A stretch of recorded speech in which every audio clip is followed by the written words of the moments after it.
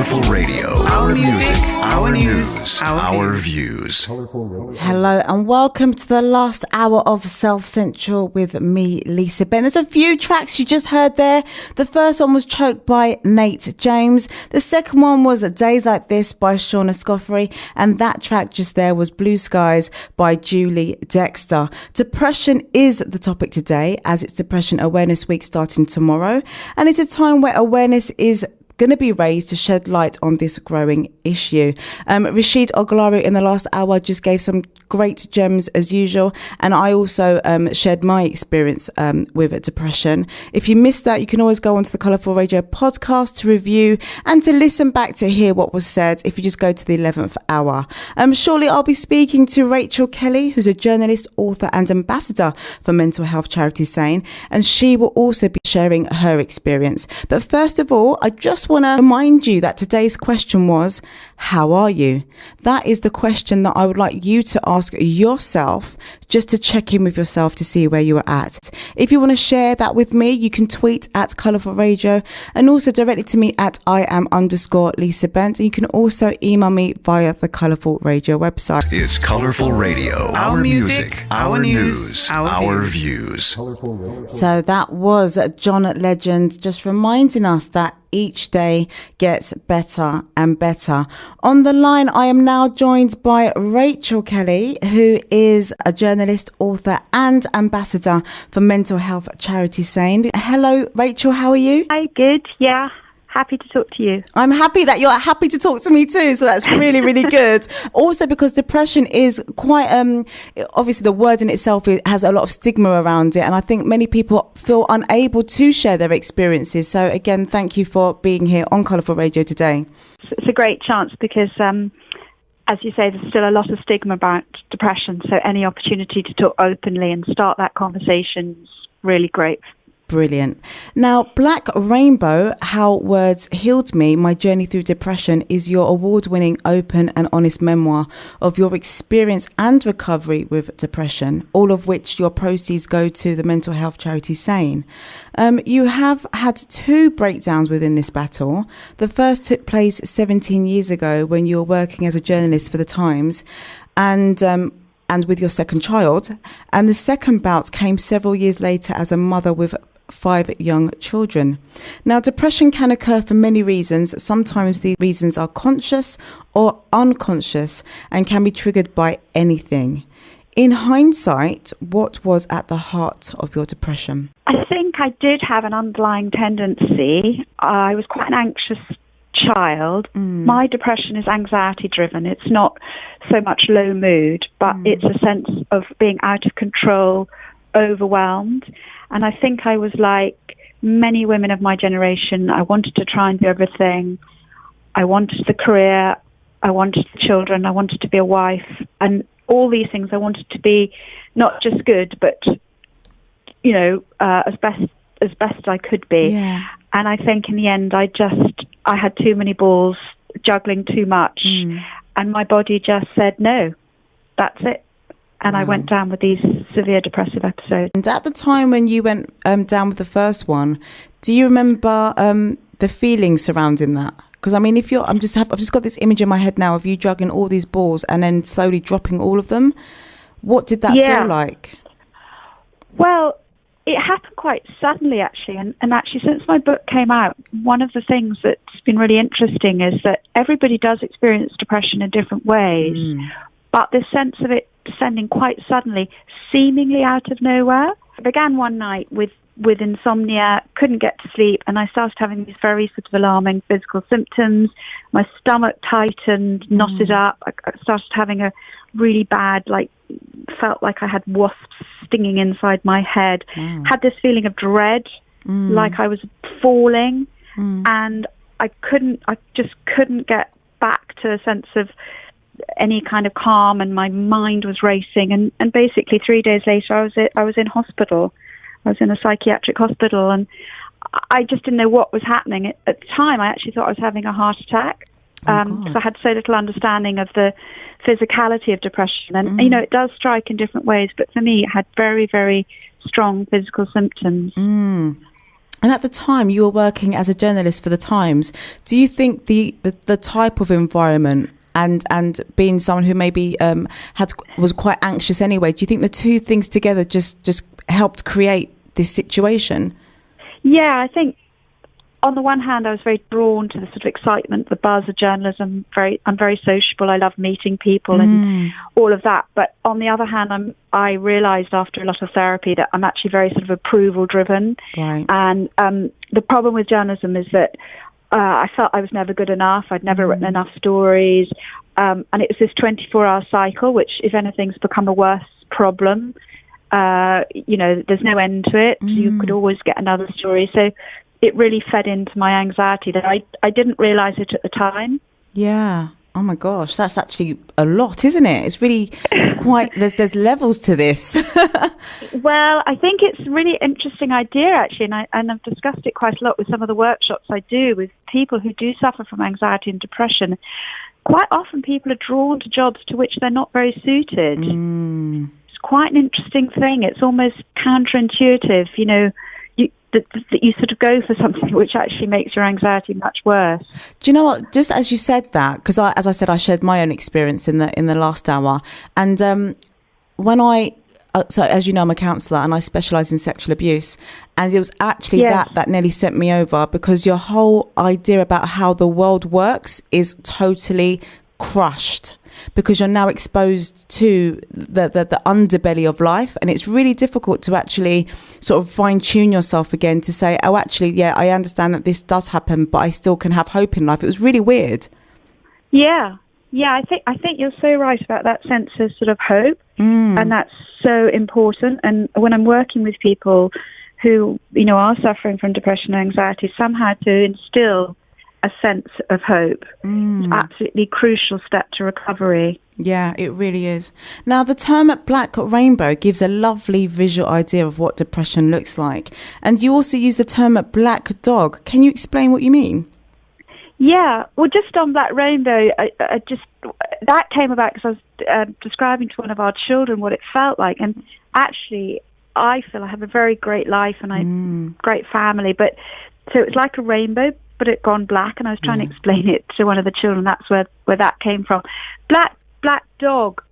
It was popularised by Winston Churchill in the war. Apparently, actually, the phrase came much earlier, but it was a sense that your depression could be personified or visualised as this black dog that's sort of almost on your shoulder, sort of angrily barking. Right, I see, yeah. And I think sometimes people need a way of describing what their depression is like, because it's terribly hard to say what it really feels like. And I think actually explaining it and describing it can help reduce its effects, because somehow it becomes something we know what we're talking about. And I think when I was first ill, that sense of not knowing what was happening was so frightening. I fully agree with you. With Rashid, I revealed that I called it broken rainbow. So you call it a black rainbow, and I called it a broken rainbow, yeah. And that leads me on to the next track I'm about to play, which is called Over the Rainbow by Eva Cassidy. So let's listen to this and we'll continue. This is Colourful Radio. Our music, our news, our views. That was the amazing Eva Cassidy. If you've just tuned into South Central, welcome. At the moment I'm talking to Rachel Kelly, who's a journalist, author, and also an ambassador for mental health charity SANE. So how easy or difficult was it for you to ask for help? Well, I was taken to hospital in rather dramatic circumstances, because I got myself into such a state of acute anxiety, and depression happened so quickly. But I was then basically sedated and calmed down, and I was given antidepressants. And at that point, you might think that I would have got lots more help and I was sort of in the hands of doctors. But actually, I was in denial. I just couldn't believe this thing called depression had happened to me. Right. So I was really keen to sort of walk away as fast as I could, because I was very frightened by the world of psychiatrists and doctors and drugs. And but But unfortunately, I couldn't get better on my own, and I had sort of 6 months very sort of intensive treatment, basically drug-based, and I did get better. And I think in extreme circumstances like mine, you do take the drugs. So I after that, I did get better. And the second time I was ill, I was better at asking for help. Right. Because I knew what this thing was called depression. And I think my advice would be, get the help. Yeah, I think, when you're in denial, there's that saying, if you resist, it persists. Whereas and that's why today the question is, how are you? It's about asking yourself that question and really being honest. Yeah, it's such a great question because, if you ask most English people, how are you? They'll say fine. Yeah, yes. Well, what does fine really mean? Yes, definitely. There's a lot of people are struggling. They are. I was actually saying earlier that I think the statistics is even more. I think it's even 1 in 3, 1 in 4. Yeah, and I think what I've learned from sort of working with my mental health charities, and actually the numbers might even be higher, but because of what we've been talking about, the stigma, the denial, the fact that, even when you're incredibly ill and in hospital, it's someone like me, I still didn't want to say I had depression. So actually I do think, a lot of more people may be suffering even than the figures show. I fully agree. You were able the second time to seek help. Yeah. And whilst you, were in conversations with a GP, etc., you developed lots of strategies and resources to help yourself through this time, which I personally think is incredible, because although you were in a black hole, somewhere within you, you had that motivation to find solutions. How did you find poetry, or how did poetry find you? Well, I think the arts, all sorts, visual arts, music, literature, whatever it is, can kind of reach you on a different level. And what happened was my mum was really looking after me. She'd come and lived with us because I'd much rather be at home than in hospital. But actually you can't really be at home unless someone was there to help the kids. And she always loved poetry. And I think the first line she said to me was something from Corinthians in the Bible. And I was really desperate. And she held my hand and she said, "My grace is sufficient for thee. My strength is made perfect in weakness." And it was that second line, "My strength is made perfect in weakness." And it was just a sort of new mantra to hang on to, a more positive story that maybe through going through this very dark place, I would emerge stronger. Yeah. And then she would sort of introduce short verses, little lines. And I wasn't really well enough to read a whole book, but I could use this different sort of story in my head to begin to tell myself a more positive tale. I would get better. And that was incredibly helpful to me. Gosh. So I really have to thank my mum, actually. Yeah, wow. That is amazing. It really is. Yeah. I think poetry as well, I don't know if people find mindfulness helpful, but it's a lovely technique, and it's about being in the present. And I think poetry can do that too, because it requires you to concentrate and be in the moment. Yeah. So in that way, it gives you just a little moment off. I fully agree with you. And also as well, your work now as a result is less hectic and more holistic and creative. Do you think you have found the career that fits with who you really are and what you were meant to be doing? Oh, goodness. It's a work in progress. I'd love to tell you I've got it all sorted, but, I'm still learning. But I do find doing these workshops and helping work with some of these mental health charities, being a volunteer at my local prison, I just love sharing what's helped me. And, sometimes I dare to think it might help someone else. And, we know that's very good for our mental health. There's a helper's high. And it just somehow seems to make sense of what's happened to me. So it's turned something that was very negative into something that was positive, I feel positive. And now you've just mentioned that you do some workshops in prisons. What has the feedback been from the inmates? Well, it's quite mixed. I mean, I wouldn't like to tell you that it always goes really well. Some sessions seem to be very helpful to some of the men. Often they want help kind of expressing what they feel, and I think poetry can sometimes help with that. that often they feel very lonely and alienated from their own families. So my sessions working with love poetry seem to be the most popular. And I think it's this thing that I was saying of finding another voice, different voice in your head, and sometimes feeling less alone. Yeah. You know, you're not the only one who's gone through total despair. And that is indeed the reality. But I guess when you're going through it, you just don't see that, do you? I think you can feel incredibly alone. And so it can be very therapeutic to work in a reading group, sharing, feeling, you know, you're not the only one. And I think especially some of the literature, you know, it can go back 1,000 years. And this is part of the human condition. And I think that feeling of stretching a hand across the generations can feel very therapeutic. Yes. Now, if you could whisper into the ear of your younger self, what would you say to yourself 17 years ago? I'd just say you're good enough. That's okay. Calm down. Good enough. I think that would have been helpful to me. And for individuals currently suffering from depression, what advice would you like to? I think a sense that this too will pass. Just keep on keeping on. Get all the support you can, and don't feel guilty. Yep. You know, it's an illness. You wouldn't feel guilty if you had cancer or diabetes. You know, people said to me after my memoir came out, "You're really brave." Well, hang on, why am I brave? That would imply I've got something to be ashamed of. I've got nothing to be ashamed of.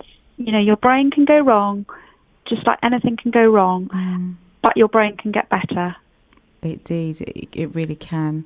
And for family and friends who have loved ones who are suffering with mental illness, what advice would you give? And I ask because my daily nudge today, I do daily nudges every day, and my daily nudge today is a nudge from Stephen Fry, who, as you know, has also suffered from depression. Yeah, of course. And he said the important thing to remember when you are speaking to someone who is depressed is to not to ask why are they depressed, because it shuts them down.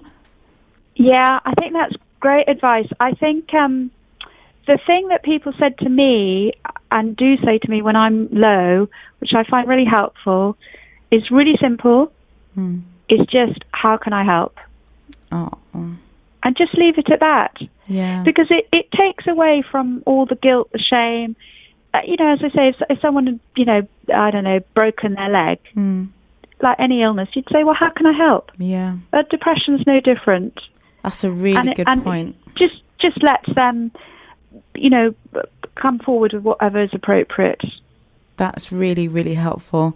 Rachel, thank you very much for your time, and thank you very much for your honest and open expressions. It is really, really appreciated. And if you're able just to touch one person out there who's listening to Self Central on Colourful Radio right now, then I hope it just resonates in whatever way it's meant to resonate. Oh, pleasure. Thank you.